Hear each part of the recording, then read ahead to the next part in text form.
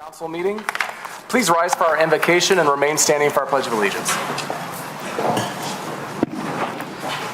Father, we give you thanks for this day and thanks for the blessings you've given each and every one of us. We ask that you continue to bless all of us in Troy City Hall this evening as we work to provide services for the city of Troy and all of its residents. Please be with all of those who are first responders, police, fire, EMS, our public works department, all those who are working so hard to keep us safe in this city.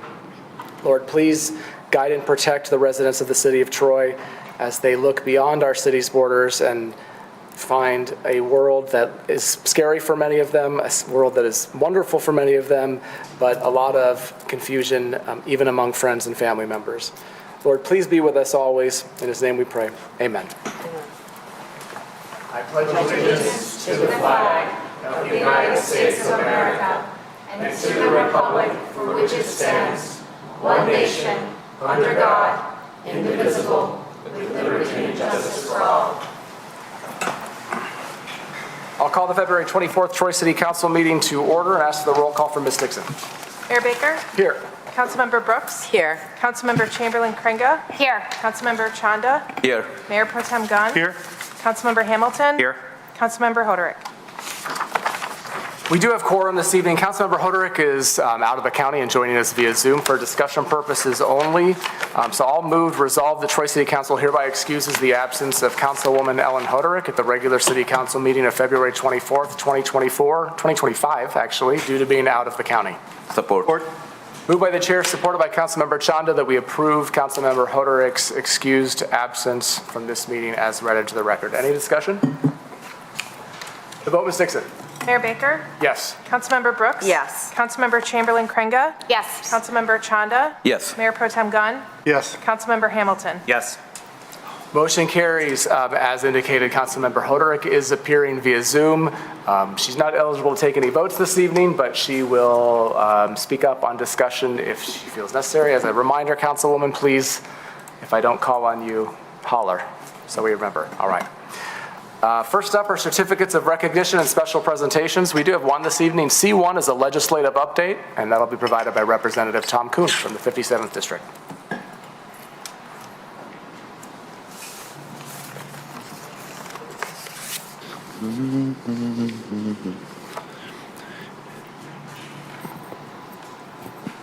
Thank you, Mayor and City Council members.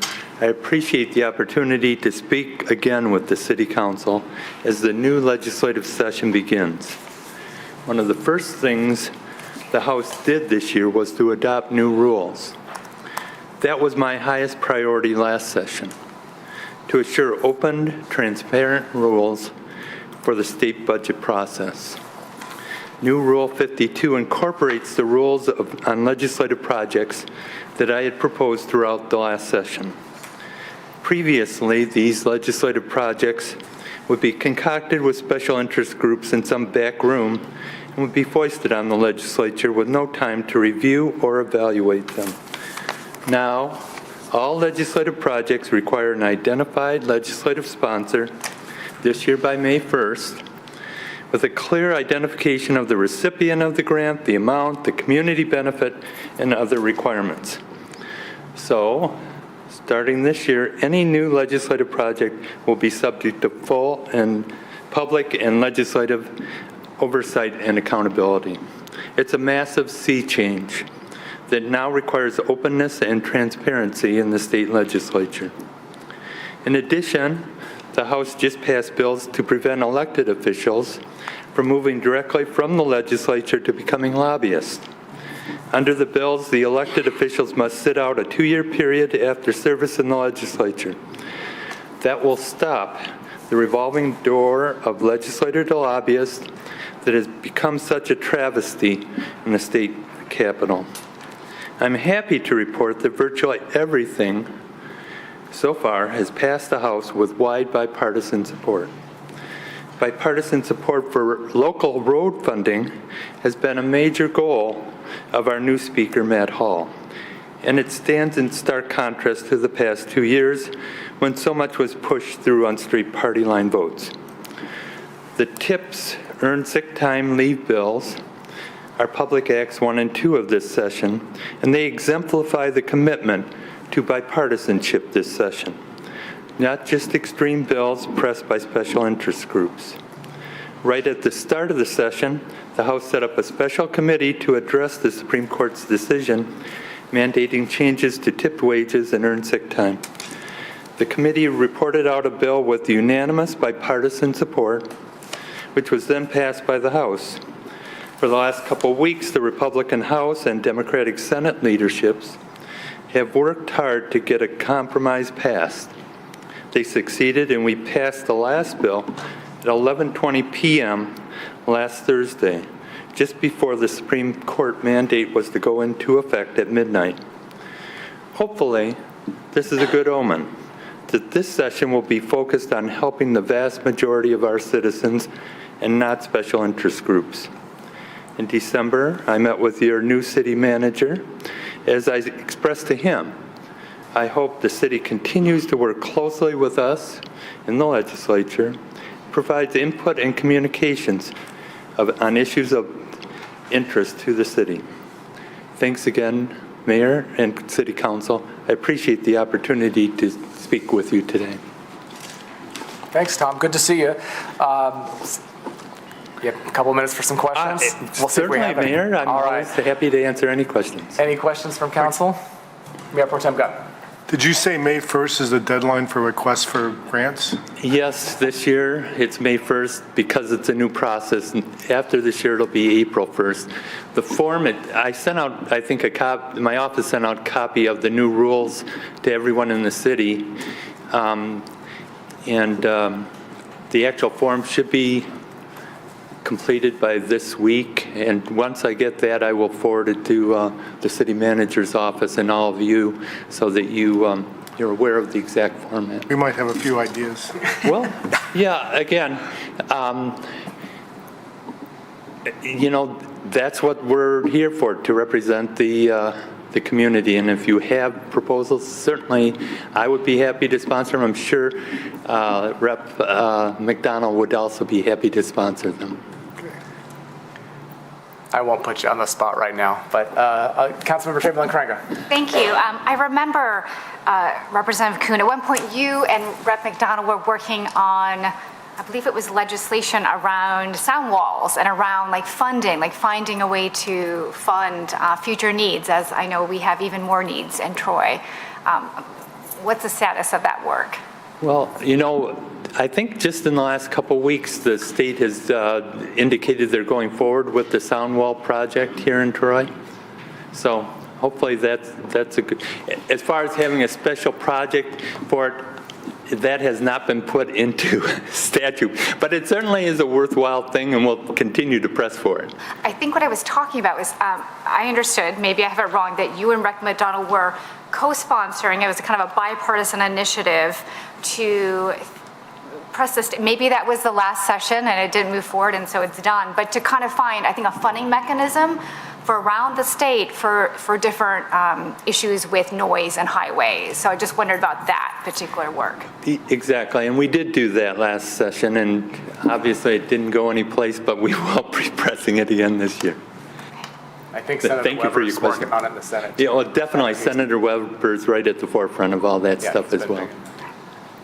Additional questions for Representative Kuhn?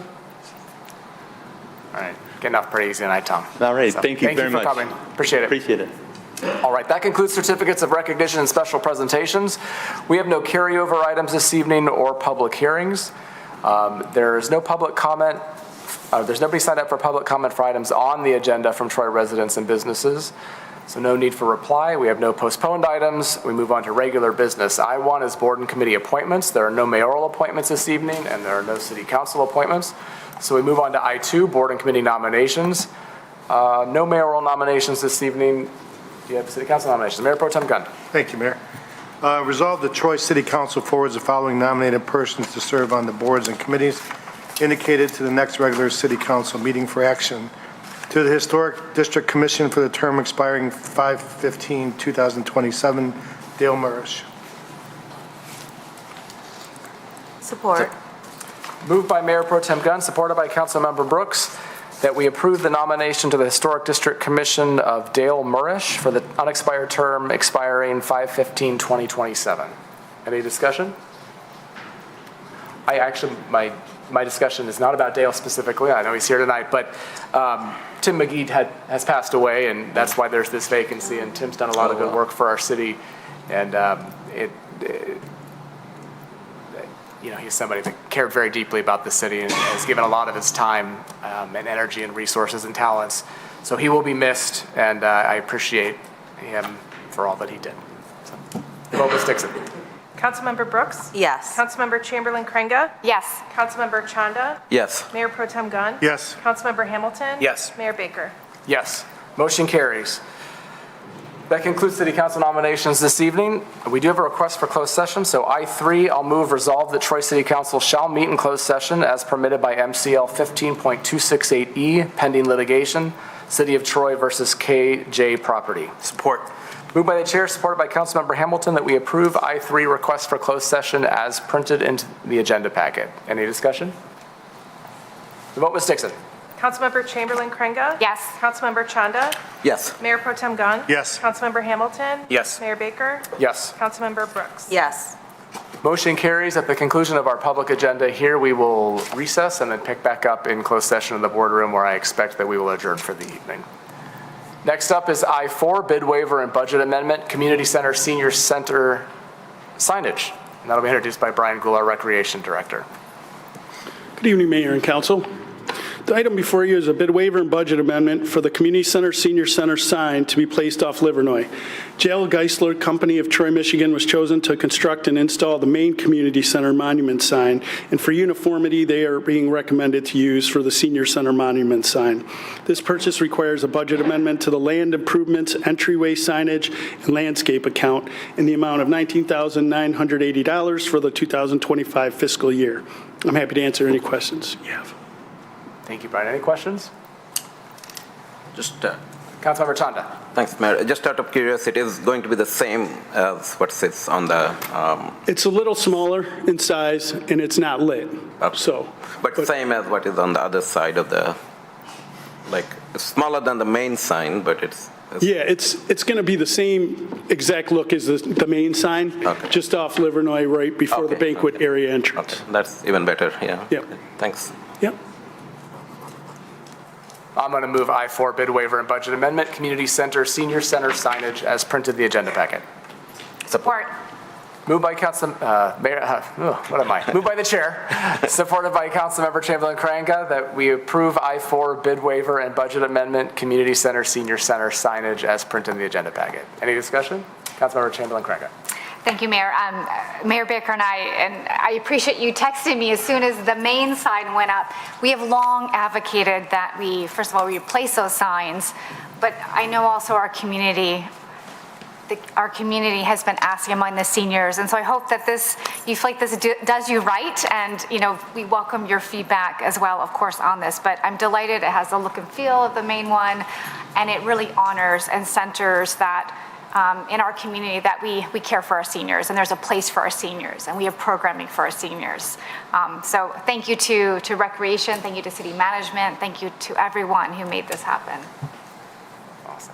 I'll just pick up on that. So when I saw this in the agenda, I took a screenshot of it and texted it to Bill Rhodes, the Friends of Troy Seniors president. Are you the president, Bill? I think that's what you are. He's here. He can't speak because he's not signed up to speak, but he said it looks great and he's here to support it. So that's a good thing. And I really, it sounds silly. We talk about signs and we get excited, and there's a lot of needs in our community and a lot going on at all times. But it has been a consistent request from the seniors in our community that they have some dedicated signage outside the community center, and I'm excited that this is on the agenda and we've made it happen. I appreciate Recreation Director Gould and City Management, everybody who has heard us talk about it several times from up here, and we're here. We're at the point where it's done, and then I'm really thankful to be here at this point, frankly.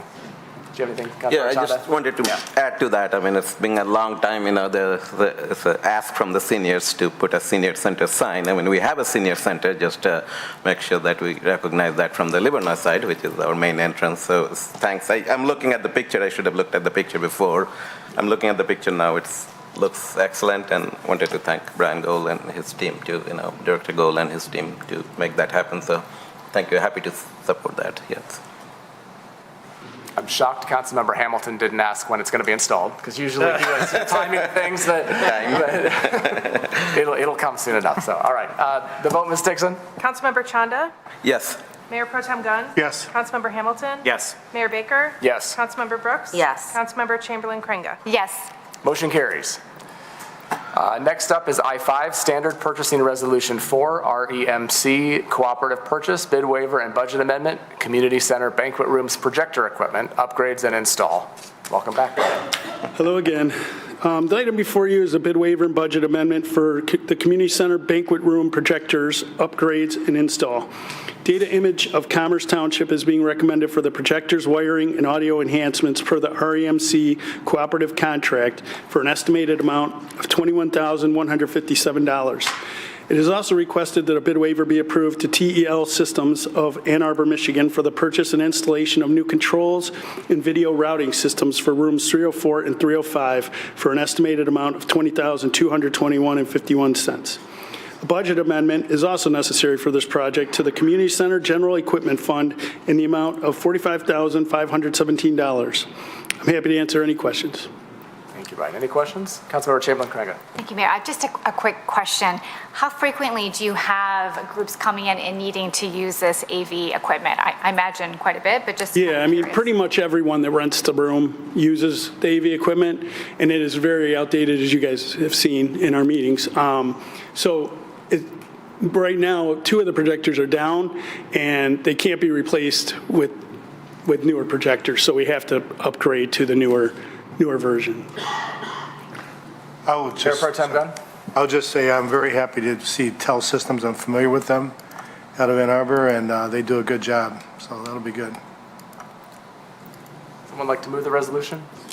Oh, Councilmember Hoderick. I saw your finger up there.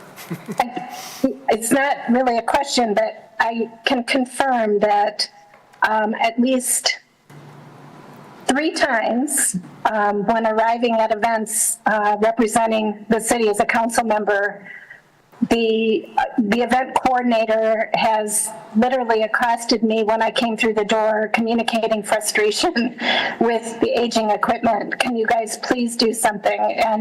And I know staff has been working on it. I'm glad to see this on the agenda. I can't vote on it tonight. If I was there, I'd be voting yes like 1,000 times, because this is definitely a need, and I'm really glad to see it. And I know there's going to be a lot of people really pleased. Thank you.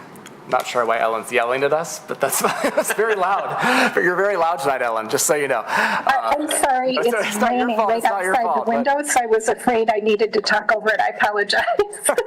She's very passionate about this issue. How about that? No, I'm just kidding. Someone like to move the resolution. Councilmember Chamberlain Craig. Thank you, Mayor. I'll move I-5, Standard Purchasing Resolution 4, REMC Cooperative Purchase, Bid Waiver, and Budget Amendment, Community Center Banquet Hall, Banquet Rooms, Projector Equipment, Upgrades, and Install, as printed in the agenda packet. Support. Moved by Councilmember Chamberlain Craig, supported by Councilmember Chanda, that we approve I-5 Standard Purchasing Resolution 4, REMC Cooperative Purchase, Bid Waiver, and Budget Amendment, Community Center Banquet Rooms, Projector Equipment, Upgrades, and Install, as printed in the agenda packet. Any further discussion? Councilmember Chanda. Yeah, I just wanted to make the comment, same as Councilmember Hoderick. I mean, it was long overdue. It's a 10-year-old, I believe. It's mentioned in the package. We're replacing this. It's kind of outdated, and I have also heard many residents, including myself as a user, could not make the system to work, or it's one of the TV is working, the other one is not working. And it also comes with a 1-year warranty, I believe, so that is something people that are watching. It's there in the package. Just wanted to mention. And I think it's a good investment. I'll be happy to support it. So. Thank you. All right, the vote, Ms. Dixon. Mayor Pro Tem Gunn. Yes. Councilmember Hamilton. Yes. Mayor Baker. Yes. Councilmember Brooks. Yes. Councilmember Chamberlain Craig. Yes. Councilmember Chanda. Yes. Motion carries. Next up, I-6 2025 City Council meeting schedule, and that'll be introduced by Frank Nastasi, our city manager. Thank you, Mayor and Council. I have 2 proposed special meetings. At the December 9th, 2024 City Council meeting, you guys received a presentation on the EMS feasibility study. And since then, staff has gathered additional information and recommends a meeting for further discussion. And additionally, on January 27th, 2025, City Council approved hiring James Vitrano to conduct personnel evaluations for the city manager, myself, and city attorney. We're recommending a closed session for that meeting. So the EMS discussion is proposed for Monday, March 10th at 6 p.m. and the evaluations Wednesday, April 2nd at 6 p.m. And I'm happy to answer any questions you may have. Thank you. Any questions?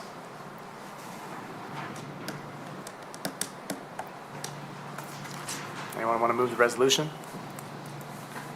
Feel like talking? I'll move it. Councilmember Brooks? Thank you, Mayor. I'll move I-6, 2025 City Council meeting schedule as printed in the agenda. Support. Moved by Councilmember Brooks, supported by Mayor Pro Tem Gunn, that we approve I-6 2025 City Council meeting schedule as printed in the agenda. Any discussion? The vote, Ms. Dixon.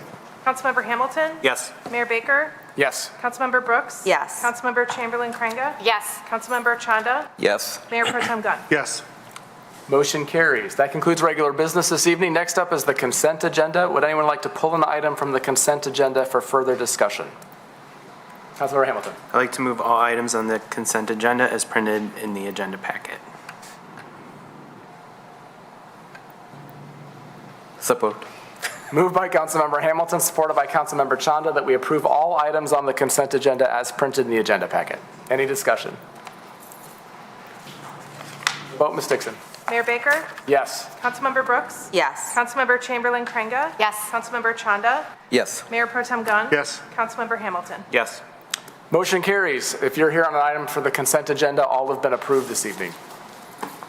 There are no memorandums and future council agenda items to announce this evening, so we move on to public comment for items not on the agenda from Troy residents and businesses.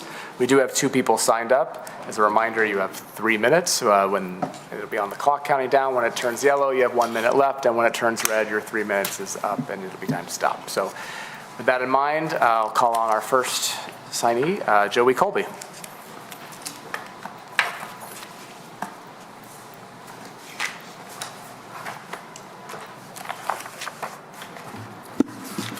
My name is Joey Colby. I am a clinical social worker with a practice in Troy. Mayor Baker, several months ago, you stated that this podium exists as the most accessible form of communication between citizenry and its government. I am standing here today to make use of that accessibility. Since January 20th, the new administration has erased the existence of LGBTQIA individuals within and the government. They have taken us off of travel.gov. They have removed us from the National Forest, from the Stonewall website. And this was a very pivotal moment within LGBTQIA plus civil rights history. It has been stripped of meaning. Many of our historical contributions have been wiped clean. This is deeply troubling.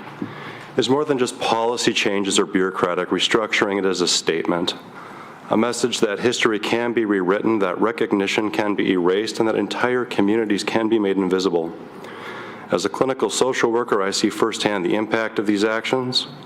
A large portion of my clientele identifies within this community, as do I. Erasure does not make us disappear. It does not undo our existence, but it does inflict harm. It does tell people, especially young people, that their identity is something that can be ignored or erased at will. My hope is that regardless of individual perspectives on this council, the significance of this issue will be recognized for what it is, an injustice. I'm not here asking for a resolution. I'm not here asking for a statement. I'm not here asking for anything other than that this moment is seen, acknowledged, and that the harm that is being done is not ignored. Thank you, Joey. Next up is Alex Karpowicz.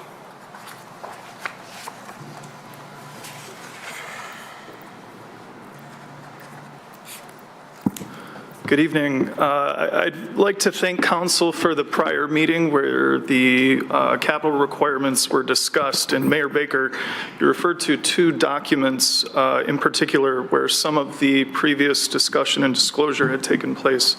One of those documents is the 2040 Master Plan. It's a voluminous document. It's 118 pages. And I searched for two words in that document. The first word was utilization.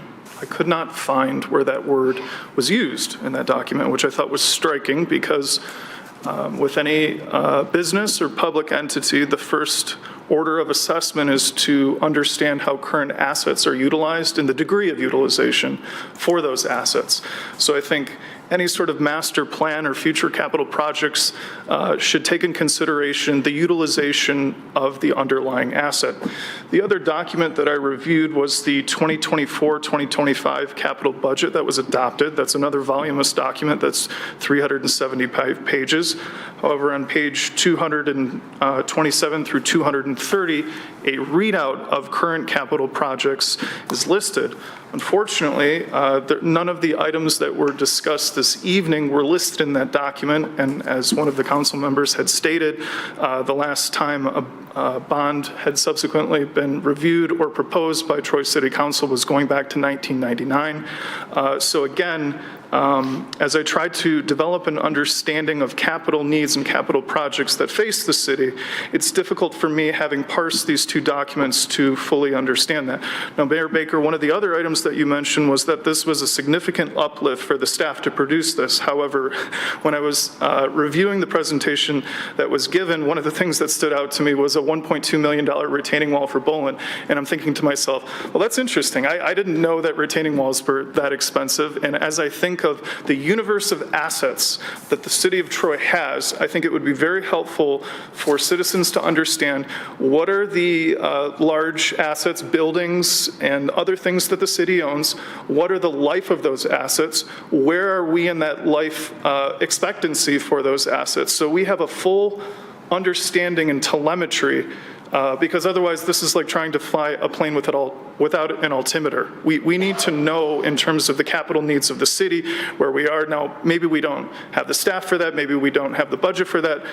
That's a different conversation, but as I look at the capital needs of the city, I think we really need to take a holistic view of the process, catalog the entire universe of assets in the city so that we can come up with a 20-year plan as was suggested, because if we're going 10 and up, that's just a small slice of the relative universe of assets of the city. Thank you. Thank you. That concludes those that have signed up for public comment for items not on the agenda from Troy residents and businesses. Now's an opportunity for council or administration to respond and reply.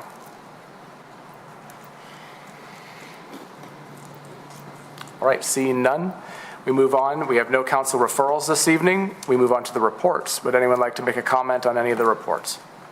Councilmember Chamberlain-Crankle. Okay, Mayor, I'll just mention under O2B, the Troy Historical Society annual report for the fiscal year ending June 30th, 2024. And I see Director Peters, I believe, there in the back, who leads our the wonderful Troy Historical Village there. And it was just great to see the report, to see the numbers up. Kids are back doing their field trips. That I know that is the heart and soul of what you guys do there. I know I've been able to benefit being a volunteer with my son when he went there on his tour, and then seeing some of the special new programs you developed, the initiatives with fostering and with dogs. And my son and I, we went to that program. We were looking into fostering, and that exposed us to that. So again, just hats off to you, Jen, your whole team, all that you do. I know often limited resources, but you expand them, you do amazing things, and I'm always in awe, so thank you. Thank you, Councilmember Chamberlain-Crankle.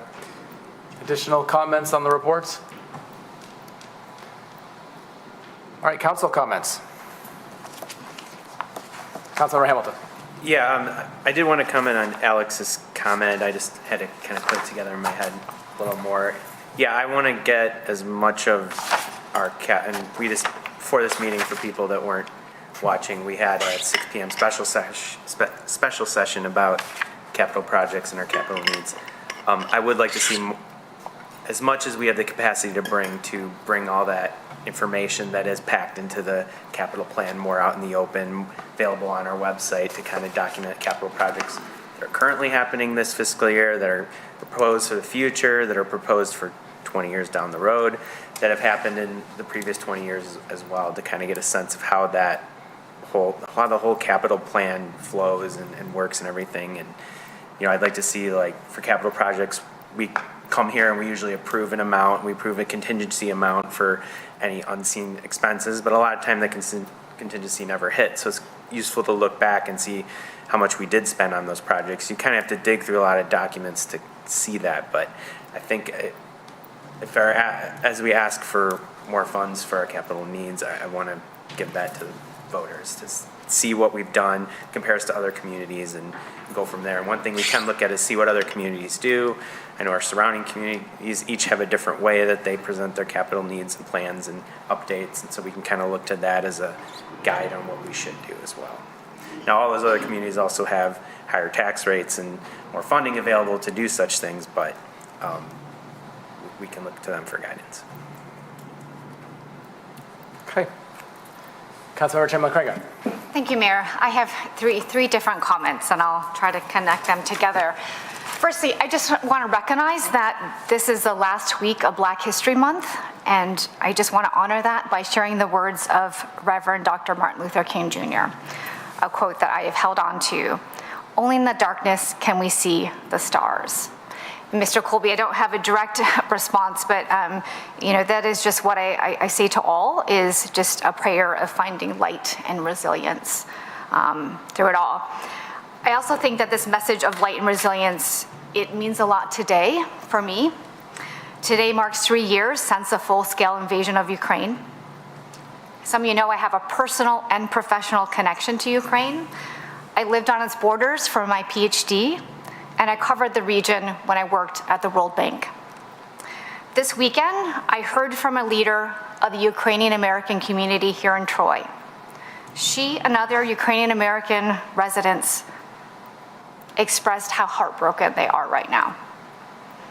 As I did 3 years ago in authoring a proclamation, I personally wish to express again my solidarity with Ukrainian Americans and Ukrainian refugees living here in Troy. I pray with them for peace. Lastly, on just a later note, I want to thank also the Stage Nature Center for its annual maple syrup time. It has a couple different programs. They have a Rent a Maple program.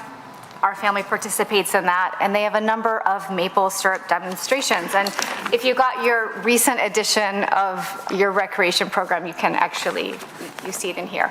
And talk to also Councilmember Brooks, who's on the board, and she can, share more details about that. But I hope you'll join an activity. I also want to thank the Stage Nature Center. I want to thank city management, and in particular, Mike Potik, if I'm getting his name correctly, from DPW, who, thanks to their partnership, Schroeder Elementary, this is my son's school, is going to do their first ever maple tree tapping program. And partly this was an initiative of my son. He's almost 10 years old.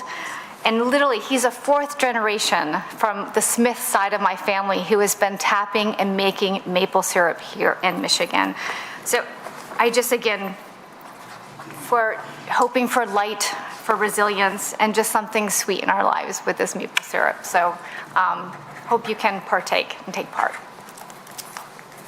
Thank you, Councilmember Chamberlain-Craig. Well, Councilmember Brooks, that teed you up, huh? Thank you. Yeah, exactly. Thank you, Councilmember Chamberlain-Craig. I also just want to say to Mr. Colby, you are seen, you are heard, you're acknowledged, and I share your concerns and your pain in this situation.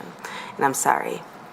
And so also with, as Councilmember Chamberlain-Craig said, this maple syrup, the Stage Nature Center has their wonderful maple syrup days throughout March. And so go sign up. You can also volunteer. Lots of high school students like to volunteer. It's a great way to give back to your community, and it's a very enjoyable event. It's for families and for everybody. So definitely sign up.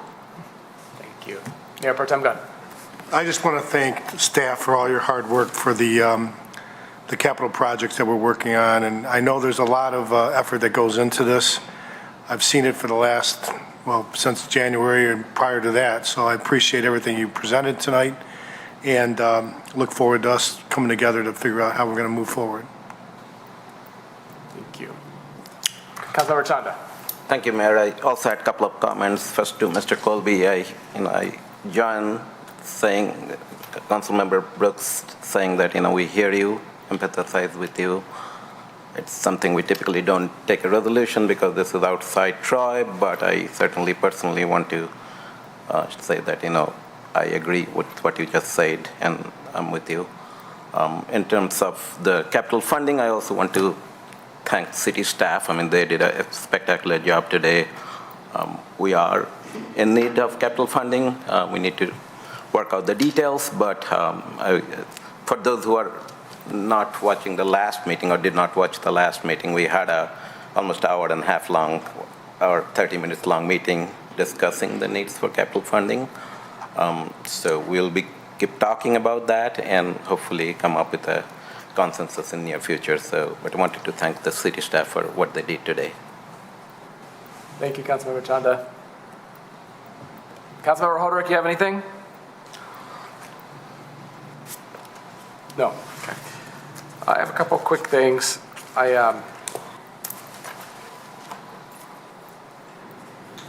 We ended our 6 o'clock meeting very quickly because we were running late, which is a good sign. It was nice to have the opportunity to talk, and I probably dominated the end of that conversation, so I'm glad several of you have spoken up now and talked about city staff. I think it really is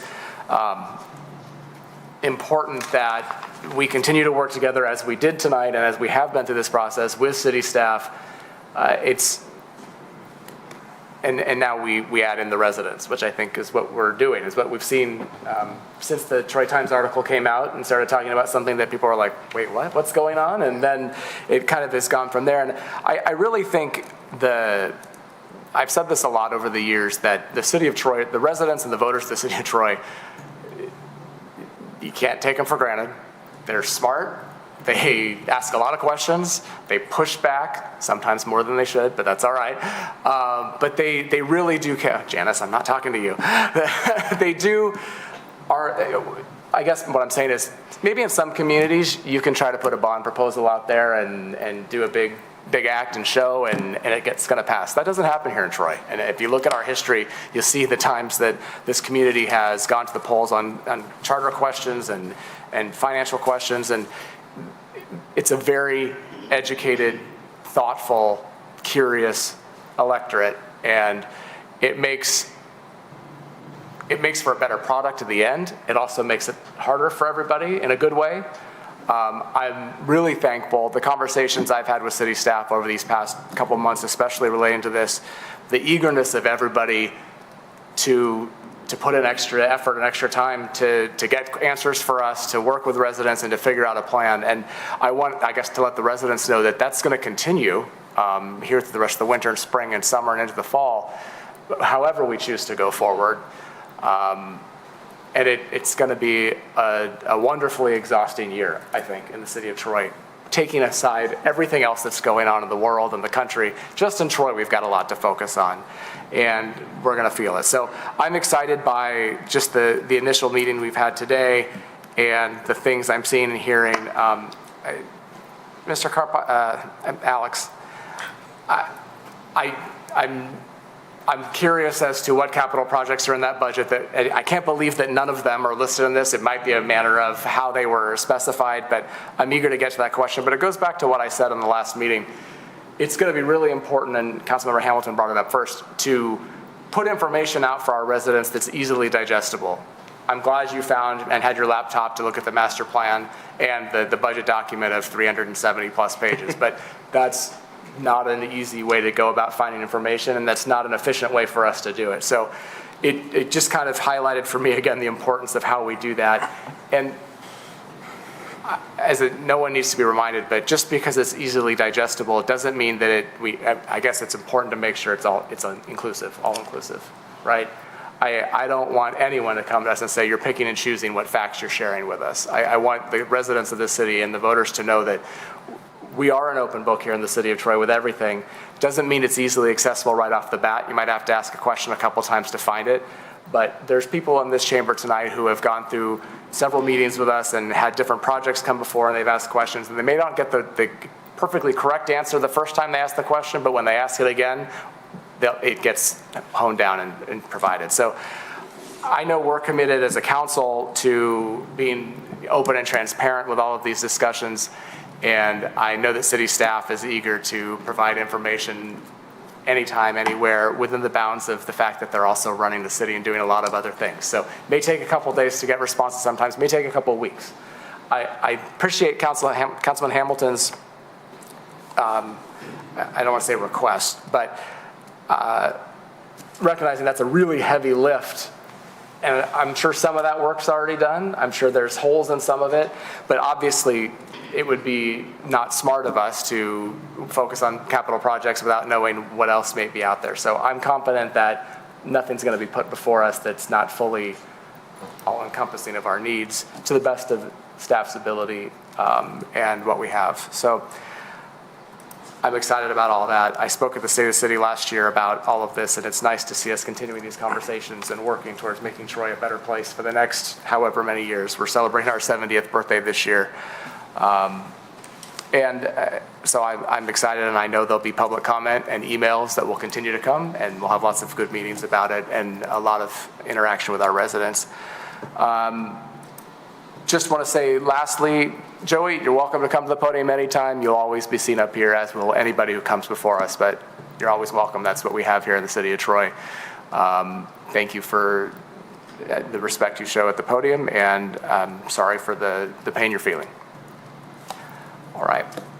We have nobody signed up for public comment for items on or not on the agenda for members of the public outside of Troy. We do have a closed session, so we will recess from in here and pick up in the boardroom in a couple minutes.